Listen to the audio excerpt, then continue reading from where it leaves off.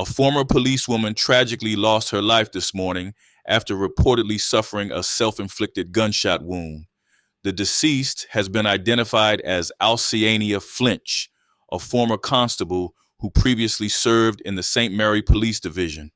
According to reports, the incident occurred around 10:50 a.m. while Ms. Flinch was traveling in a chartered taxi along Exchange Road in St. Anne. The driver reportedly heard a loud explosion and quickly realized that she had sustained a gunshot wound. Authorities in Ocho Rios were alerted, and the police escorted the vehicle to the St. Anne's Bay Hospital, where Ms. Flinch was pronounced deceased upon arrival. Ms. Flinch had resigned from the Jamaica Constabulary Force in October of last year. Reports indicate that she had chartered the taxi to collect her licensed firearm from the Firearm Licensing Authority in Discovery Bay shortly before the tragic incident.